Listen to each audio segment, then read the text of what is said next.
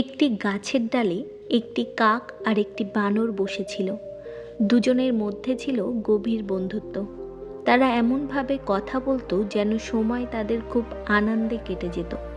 একদিন বানর কাককে বলল, কাক ভাই, আমি একটা কথা ভাবছি, আমরা কিভাবে বুঝবো কোন মানুষ বিশ্বস্ত আর কে আমাদের ঠকাতে পারে? কাক হেসে বলল, আরে বানর ভাই, এটা বোঝা খুব সহজ নয়। অনেক সময় যারা বাইরে থেকে খুব ভালো দেখায় তারাই সবচেয়ে বড় বিশ্বাসঘাতক হয়ে ওঠে। বানর আবার বলল, বন্ধু, তাহলে আমরা জানবো কিভাবে? কোনো উপায় নেই কি? আগে থেকেই যদি বোঝা যেত কে সত্যবাদী আর কে ছলনাময়? তখন কাক বলল, হ্যাঁ বন্ধু, একটা উপায় আছে। আমি তোমাকে একটা গল্প শোনাই। এই গল্পটা এক নগরের এক মানুষ ও তার দুই ছেলের, যেখান থেকে বোঝা যায় কে লোভী, কে প্রতারক আর কে সত্যিকারের বিশ্বস্ত। এ কথা শুনেই বানর উত্তেজিত হয়ে উঠল। আহ, এমন গল্প হলে তাড়াতাড়ি বলো, আমিও শিখতে চাই কে আমার সত্যিকারের সাথী আর কে আমাকে ঠকাতে পারে। কাক গম্ভীর হয়ে গল্প শুরু করলো। এক সময় এক নগরে এক সৎ দয়ালু মানুষ থাকত। জীবনের শেষ সময় ঘনিয়ে এলে তিনি গভীর চিন্তায় মগ্ন হলেন। তিনি বুঝলেন তার সময় খুব অল্প বাকি। তিনি ভাবলেন, এখনই সময় আমার ছেলেদের জীবনের সবচেয়ে বড় শিক্ষাটি দেওয়ার, যাতে আমার মৃত্যুর পর তারা সঠিক পথ বেছে নিতে পারে। তিনি বড় ছেলেকে ডাকলেন। বড় ছেলের মুখে কোনো আবেগ ছিল না। পিতা স্নেহ ভরে বললেন, বাবা, আমার মনে হয় আমার জীবনের সময় শেষ হয়ে আসছে। আমি তোমাকে একটি সুযোগ দিতে চাই। তুমি কি চাও, আশীর্বাদ নাকি টাকা? বড় ছেলে নির্লজ্জভাবে বলল, আমাকে টাকা দিন। শুধু আশীর্বাদে তো আমি না খেয়ে মরব। টাকা থাকলে আমি ভাগ্য বদলাতে পারবো। পিতা শান্তভাবে তার কথা মেনে নিলেন এবং সমস্ত সম্পত্তি তাকে দিয়ে দিলেন। এরপর ছোট ছেলেকে ডাকলেন। ছোট ছেলে শুনে ফুঁপিয়ে উঠল। তার বাবার সময় শেষ হয়ে যাচ্ছে ভেবে সে কাঁদতে লাগলো। পিতা তাকে স্নেহ করে জিজ্ঞাসা করলেন, তুমি কি চাও বাবা, আশীর্বাদ নাকি টাকা? ছোট ছেলে চোখের জল মুছে বলল, পিতাজি, আপনার টাকার আমার কাছে কোনো মূল্য নেই। আমি শুধু আপনার আশীর্বাদ চাই। টাকা একদিন শেষ হয়ে যাবে, কিন্তু আপনার আশীর্বাদ সারা জীবন আমার পথ দেখাবে। পিতার মুখে মৃদু হাসি ফুটল। তিনি ছেলেকে বুকে টেনে নিয়ে বললেন, বাবা, মনে রেখো, টাকা জীবনের উপায় কিন্তু লক্ষ্য নয়। টাকা সঙ্গে যায় না, কিন্তু আশীর্বাদ, ভালো গুণ আর সৎ কর্ম জীবনকে আলোকিত করে। এই কথা বলেই তিনি শান্তিতে শেষ নিঃশ্বাস ত্যাগ করলেন। বড় ছেলে সম্পত্তি পেয়ে আনন্দে আত্মহারা হয়ে গেল। তার মনে অহংকার জন্মাতে লাগলো। ছোট ছেলে একা বসে অনেকক্ষণ কাঁদল। পরে ভাবল, পিতার আশীর্বাদই আমার সত্যিকারের সম্পদ। আমি যদি সততা আর পরিশ্রমে জীবন কাটাই, তবে ঈশ্বর আমাকে পথ দেখাবেন। কিছুদিন পর বড় ছেলে একটি দোকান খুলল এবং ব্যবসায় ডুবে গেল। ছোট ছেলে সিদ্ধান্ত নিল, পৃথিবী দেখবে, শিখবে, নিজের পথ তৈরি করবে। সে বাড়ি ছেড়ে বেরিয়ে পড়ল এবং স্থির করল কঠিন সময় এলেও হাল ছাড়বে না। দিনের পর দিন পাহাড় জঙ্গল পেরিয়ে এক সন্ধ্যায় দূরে এক ক্ষীণ আলো দেখতে পেল। সে ক্লান্ত ছিল, কিন্তু মনে মনে বলল, হে ভগবান, যদি আপনার ইচ্ছা থাকে তবে আমি সেই আলোর কাছে পৌঁছাবো। বিশ্বাস তাকে ওই আলো পর্যন্ত নিয়ে গেল। ওটা ছিল এক বিশাল প্রাসাদ। সে দরজা নেড়ে ডাকল। কয়েকজন দাসীর সঙ্গে এক রাজকুমারী বেরিয়ে এলেন। তিনি হাসি মুখে তাকে ভেতরে নিয়ে গেলেন, খাবার দিলেন, বিশ্রামের জন্য সুন্দর কক্ষ দিলেন। সকালে রাজকুমারী তাকে ডেকে কথা বললেন। কথায় কথায় ছোট ছেলের সততা, বিনয়, চরিত্র রাজকুমারীর মন ছুঁয়ে গেল। ধীরে ধীরে তাদের মধ্যে স্নেহ ও প্রেম জন্মালো এবং তারা বিবাহ বন্ধনে আবদ্ধ হলেন।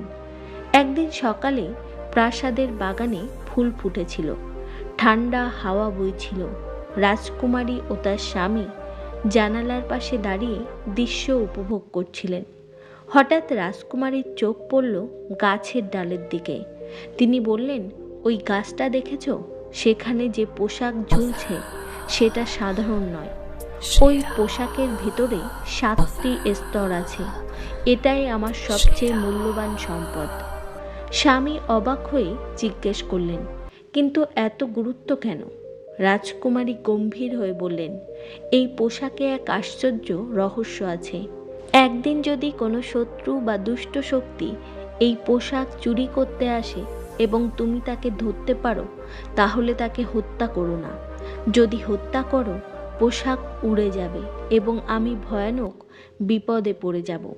আর যদি কখনো এমন হয়, তবে এই ঘরে রাখা লাল পোশাকটি পরে আমাকে খুঁজতে বেরোবে।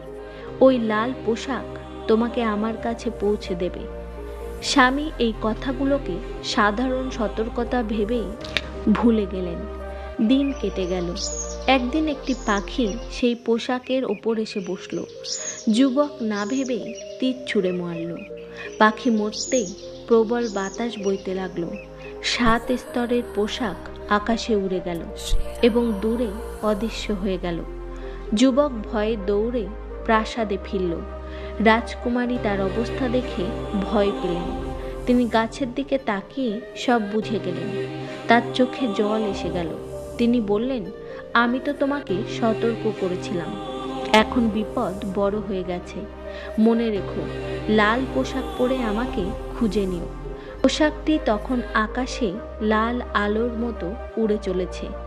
উড়ে উড়ে তা দূরে এক রাজপ্রাসাদে গিয়ে পড়ল। রাজা কাজ করছিলেন। হঠাৎ জানালা দিয়ে ওই রহস্যময় পোশাক উড়ে এসে তার টেবিলে পড়ল। রাজা বিস্মিত হলেন। তিনি দাসদের জিজ্ঞাসা করলেন, কিন্তু কেউই কিছু জানালো না। এক বৃদ্ধা মহিলা খবর পেল যে রাজা এই পোশাক নিয়ে খোঁজ করছেন। তার মনে লোভ জাগল। সে রাজাকে গিয়ে বলল, মহারাজ, আমি জানি ওই পোশাক কার। আমি চাইলে তার মালিকাকে আপনার সামনে হাজির করতে পারবো। মনে রাখবেন, লোভী মানুষ অন্যের বিপদকে নিজের লাভের সুযোগ বানিয়ে ফেলে। রাজা জিজ্ঞেস করল, তোমার কি কি সাহায্য লাগবে? বুড়ি মহিলা হাসতে হাসতে বলল, মহারাজ, আমাকে গোলাপের সুগন্ধি, কিছু মিষ্টি এবং একটি ধারওয়ালা চাকু দিন, যাতে আমি তাকে সুরক্ষিত আপনার কাছে নিয়ে আসতে পারি। বাকিটা আপনি আমার উপর ছেড়ে দিন। বন্ধুরা, রাজা এই কথা শুনে আবার আশার আলো দেখতে পেলেন। তিনি কোনো দেরি না করে বুড়ি মহিলার চাওয়া সব জিনিস এনে দিলেন। বুড়ি তার পোশাকের ভাঁজে একটি তীক্ষ্ণ খঞ্জর লুকিয়ে নিল আর গাড়িতে উঠে বসল। কিছু দূর যাওয়ার পর সে গাড়োয়ানকে এক বিশাল প্রাসাদের সামনে গাড়ি থামাতে বলল এবং বলল, তুমি এখানেই অপেক্ষা করো। যখন আমি তোমাকে ডাকবো, তখনই তুমি ভিতরে আসবে। বন্ধুরা, তখন প্রবল বৃষ্টি পড়ছিল। বুড়ি নারীর কাপড় ভিজে একাকার। সে ধীরে ধীরে প্রাসাদের দরজায় পৌঁছে কড়া নাড়ল। এই সেই প্রাসাদ যেখানে রাজকুমারী আর তার স্বামী থাকত। দরজা খুলতেই সামনে দাঁড়িয়ে রাজকুমারীকে দেখা গেল। সঙ্গে দাসীরাও ছিল। বুড়ি মহিলা কাপা গলায় বলল, কন্যা, আমাকে এক রাত থাকার জন্য একটু আশ্রয় দাও। বাইরে ভীষণ বৃষ্টি হচ্ছে। রূপে গুণে যেমন সুন্দর, তেমনি দয়ালু ছিল রাজকুমারী। সে সম্মান করে তাকে ভিতরে নিল। গরম কাপড় দিল, বিশ্রামের জায়গা দিল। কিছুক্ষণ পর সবাই খাবার টেবিলে বসল। বুড়ি তার থলি থেকে গোলাপ সুগন্ধি শরবত ও মিষ্টি বের করে বলল, এগুলো আমার মেয়ের বিয়ের খুশিতে বানানো। তোমরাও খেয়ে আমার আনন্দে শরিক হও। রাজকুমারী ও তার স্বামী বিনা সন্দেহে মিষ্টি খেয়ে নিল। কয়েক মিনিটের মধ্যেই দুজনেই মাটিতে লুটিয়ে পড়ল। তারা পুরোপুরি অচেতন হয়ে গেল। বুড়ির চোখে তখন আর দয়া নেই, ছিল শুধু লোভ আর নিষ্ঠুরতার ঝলক। সে তলোয়ার বের করে রাজকুমারীর স্বামীর বুকে আঘাত করল। প্রাসাদ নিস্তব্ধ হয়ে গেল। দাসীরা ভয়ে কাঁপতে লাগলো। তারপর বাইরে দাঁড়ানো গাড়োয়ানকে ডাকলো। গাড়োয়ান দৌড়ে এলো। সে অচেতন রাজকুমারীকে তুলে গাড়িতে শুইয়ে দিল, যেন গভীর ঘুমে আছে। আর সেই গাড়ি সোজা রওনা হলো সেই রাজ্যের দিকে যেখানে সেই লোভী রাজা অপেক্ষায় ছিল। রাজা গাড়ি পৌঁছাতে স্বস্তির নিঃশ্বাস ফেলল। বুড়ি নারী রাজকুমারীকে তার হাতে তুলে দিল। রাজকুমারী জেগে উঠে দেখে এক অচেনা স্থানে। তার চোখে জল আসলো। সে নিজের ভাগ্যকে কাঁদতে লাগলো। রাজা তাকে সান্ত্বনা দিয়ে বলল, রানী, তোমার স্বামী আর নেই, কান্না করে লাভ নেই, তুমি এখন একা। এসো, আমাদের বিয়ে হয়ে যাক, আমি তোমাকে রক্ষা করব। এটা শুনেই রাজকুমারী ক্রোধে কাঁপতে লাগলো আর আত্মচিৎকারে পুরো রাজপ্রাসাদ কেঁপে উঠল। রাজা ভয় পেয়ে চলে গেল। রাত শেষে রাজা আবার এলো। এবার রাজকুমারী শান্ত ছিল। রাজা বলল, এখন তো তোমার দুঃখ কমে গেছে, বলো বিয়ে কবে হবে? রাজকুমারী গভীর নিঃশ্বাস নিয়ে দৃঢ় স্বরে বলল, যেদিন তুমি এমন একজন মানুষ পাবে যার গায়ে মাথা থেকে পা পর্যন্ত লাল পোশাক থাকবে, সেদিনই আমি তোমাকে বিয়ে করব। বন্ধুরা, অচেনা মানুষকে আশ্রয় দেওয়া ভালো, কিন্তু অন্ধবিশ্বাস কখনো কখনো বিপদ ডেকে আনে। লোভী মানুষ অন্যের সুখ নষ্ট করতে এক মুহূর্ত সময় নেয় না। রাজা স্বস্তি পেল। তার মনে হলো এখন সে রাজকুমারীকে রাজি করানোর পথ পেয়ে গেছে। সঙ্গে সঙ্গে সে পুরো রাজ্যে বার্তা পাঠালো, যেই লাল পোশাক পরা মানুষকে দেখবে তাকে ধরে আমার কাছে নিয়ে এসো। কিন্তু লাল পোশাক পরা মানুষ কোথাও পাওয়া গেল না, কারণ প্রকৃত লাল পোশাকধারী যুবক তো সেই বুড়ির তলোয়ারের আঘাতে আহত হয়ে অচেতন অবস্থায় পড়েছিল। এদিকে বড় ভাইয়ের অবস্থা চরম খারাপ। বাবা সম্পদ নিয়ে যে দোকান খুলেছিল তা বন্ধ হয়ে গেছে। ঋণের বোঝা, ক্ষুধা সব মিলিয়ে জীবন দুর্বিষহ। একদিন সে সিদ্ধান্ত নিল, এই নগর আর আমার নয়, আমি অন্য দেশে গিয়ে ভাগ্য পরীক্ষা করব। সে সামান্য অবশিষ্ট জিনিসপত্র বিক্রি করে যাত্রা শুরু করলো। দীর্ঘ যাত্রার শেষে সে সেই একই প্রাসাদের কাছে পৌঁছালো যেখানে তার ছোট ভাই আহত অবস্থায় পড়েছিল। সে দরজায় কড়া নাড়ল। দাসীরা দরজা খুলে অবাক। একজন দাসী বলল, আরে, এ তো সেই ছেলের মতোই দেখতে। আরেকজন বলল, না না, এটা নিশ্চয়ই তার ভাই। তারা বড় ভাইকে ভিতরে নিয়ে গিয়ে সব দেখালো। ছোট ভাইকে অচেতন অবস্থায় দেখে বড় ভাইয়ের চোখে জল চলে এলো। দাসীরা সব ঘটনা বলল, কিভাবে বুড়ি নারী প্রতারণা করেছে, কিভাবে তার ছোট ভাইকে আশ্রয় দিয়েছে, কিভাবে তারা তার ছোট ভাইকে আশ্রয় দিয়েছে। বড় ভাই কৃতজ্ঞ হয়ে বলল, আমি এখানেই থাকব যতক্ষণ না আমার ভাই পুরোপুরি সুস্থ হয়। একদিন বড় ভাই প্রাসাদের বাগানে দুটি গিরগিটির লড়াই দেখল। হঠাৎ বড় গিরগিটি ছোটটিকে মেরে ফেলল এবং চলে গেল। কিছুক্ষণ পর সে আবার ফিরে এলো। তার মুখে ছিল একটি সবুজ পাতা। সে সেই পাতা মৃত গিরগিটির গায়ে ঘষতে লাগলো। অল্প সময়েই ছোট গিরগিটি আবার জীবিত হয়ে উঠল। বড় ভাই বিস্ময়ে হতবাক, এ পাতা মৃতকেও জীবিত করতে পারে। সে সঙ্গে সঙ্গে একটি পাতা ছিঁড়ে এনে ছোট ভাইয়ের ক্ষত স্থানে লাগালো। কিছুক্ষণের মধ্যেই ছোট ভাইয়ের নিঃশ্বাস ফিরে এলো, শরীরে প্রাণ সঞ্চার হলো। কিছুক্ষণ পর সে পুরোপুরি সুস্থ হয়ে বসলো। হুঁশে ফিরে প্রথম প্রশ্ন তার, আমার স্ত্রী কোথায়? তখনই তার মনে পড়ল রাজকুমারী স্ত্রীর শেষ সতর্কবাণী। সে তৎক্ষণাৎ সেই লাল পোশাক বের করে পরে নিল। তার চোখে তখন একটিই লক্ষ্য, আমার স্ত্রীকে আমি ফিরিয়ে আনব যে কোনো মূল্যে। আর অপেক্ষা না করে সে যাত্রা শুরু করলো। এদিকে রাজকুমারীর বিয়ের আয়োজন চলছে। রাজা যার কাছে তাকে এনে রেখেছিল সে লাল পোশাকধারী মানুষকে খুঁজে হন্যে হয়ে ঘুরছে। রাজকুমারী ভাবল, হয়তো আমার স্বামী আর নেই, ভাগ্য মেনে নিতেই হবে। বাধ্য হয়ে সে বিয়ের সম্মতি দিল। বন্ধুরা, কখনো কখনো জীবনে চমৎকার তখনই ঘটে যখন আমরা সব আশা হারিয়ে ফেলি। দীর্ঘ পথ পাড়ি দিয়ে সেই যুবক অবশেষে সেই একই নগরে পৌঁছালো। তার মুখে ক্লান্তি, কিন্তু হৃদয়ে জ্বলছে আশার আলো। হঠাৎ লোকেরা তাকে দেখে চমকে উঠল। দেখো, পুরো লাল পোশাক পরা একজন মানুষ। সৈন্যরা তাকে ধরে রাজার সামনে নিয়ে এলো। রাজা তাকে দেখে উল্লাসিত। আহা, অবশেষে পেয়ে গেছি। রাজা রাজকুমারীকে খবর পাঠালো। রাজকুমারী চুপচাপ বলল, বিয়ের আগে আমি তার সঙ্গে একা কথা বলতে চাই। যুবককে তার কক্ষে আনা হলো। একে অপরকে দেখতেই দুজনের চোখ ভিজে গেল। তারা একে অপরকে জড়িয়ে ধরে কেঁদে ফেলল। রাতভর তারা তাদের দুঃখ দুর্দশার কাহিনী বিনিময় করল এবং পালানোর পরিকল্পনা করল।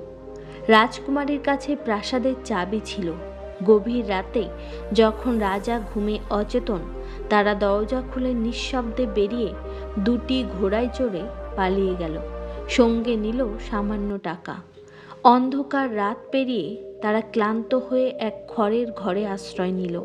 সেখানকার চালের ওপর এক মাতাল ঘুমাচ্ছিল। হঠাৎ নিচে পড়ে সে খড়ের মধ্যে এসে ধসে পড়ল। তবুও ঘুম ভাঙল না। ভোরে রাজকুমারী উঠেই স্বামীকে ডাকতে লাগলো, উঠুন, আমাদের এখান থেকে পালাতে হবে। তার স্বামী ঘুমে অচেতন, কিছুই শুনল না। এদিকে মাতাল লোক টাকা পয়সার কথা শুনে তৎক্ষণাৎ উঠে বলল, হ্যাঁ হ্যাঁ, চলুন, এখনই চলুন। অন্ধকারে রাজকুমারী কণ্ঠস্বর শুনে বুঝতে পারল না সে তার স্বামী নয়। তারা দুজনে ঘোড়ায় উঠল। অনেক দূর যাওয়ার পর আলো ফুটতেই রাজকুমারী দেখল তার পাশে থাকা মানুষটি মোটেও তার স্বামী নয়। সে ঘোড়া থামিয়ে লড়াই শুরু করলো। মাতাল ভয়ে তাকে ধাক্কা মেরে ফেলে দিল।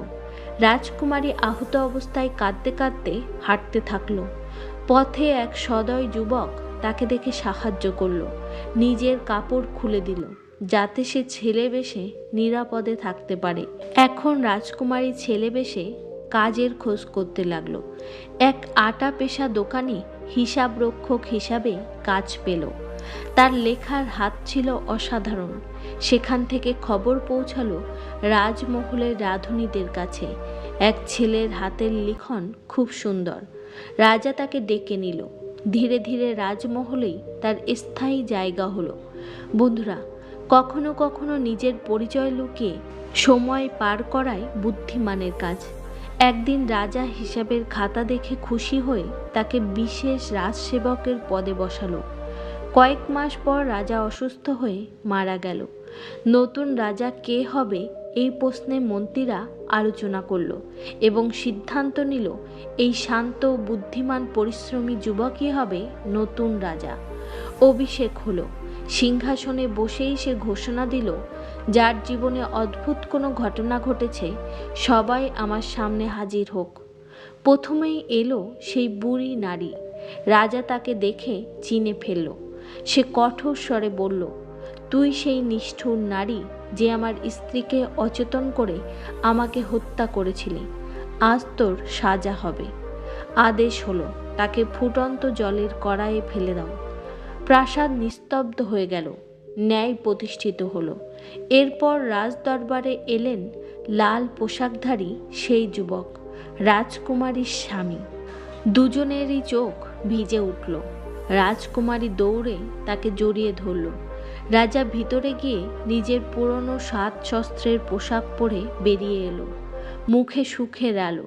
সে রাজকুমারীর হাত ধরে বলল, এখন আমাদের ভয়ের কিছু নেই। এই রাজ্য আমাদের। ব্যাপক আনন্দ উৎসব হলো। সুস্বাদু ভোজ, আতশবাজি, গান। রাজকুমারীর বড় ভাইকেও ডেকে আনা হলো। দাসীদেরও সম্মান দেয়া হলো। আর সেই যুবক যে শুধুমাত্র বাবার আশীর্বাদ নিয়ে পথে বেরিয়েছিল, আজ সে এক দেশের রাজা। তার চোখে জল। সে মনে মনে বলল, আজ আমি এখানে দাঁড়িয়ে আছি শুধু বাবার আশীর্বাদের শক্তিতে। রাজপ্রাসাদ সেদিন আলোয় ঝলমল করছিল।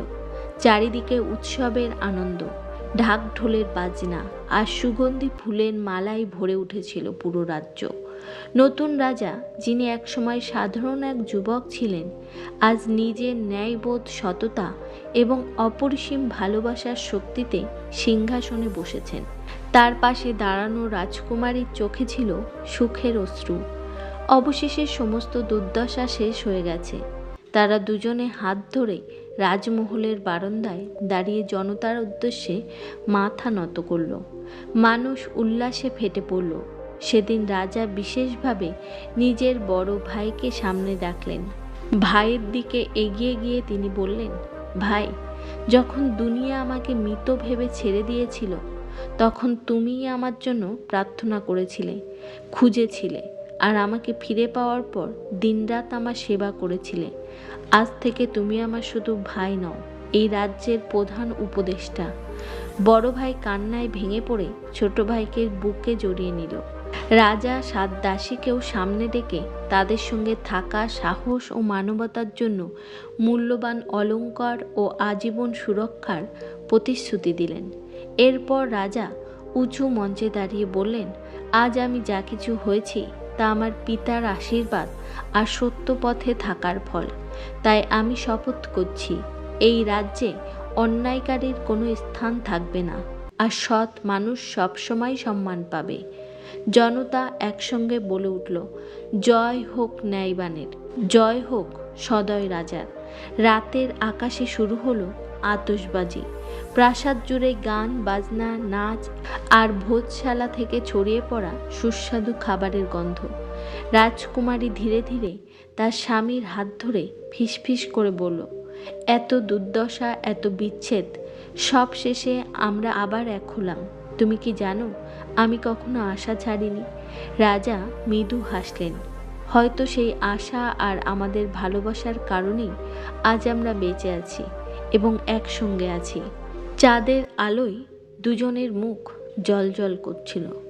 বন্ধুরা, এভাবে যে যুবক একসময় শূন্য হাতে বাড়ি থেকে বের হয়েছিল, সেই শেষে এক বিশাল রাজ্যের ন্যায়পরায়ণ রাজা হয়ে উঠল।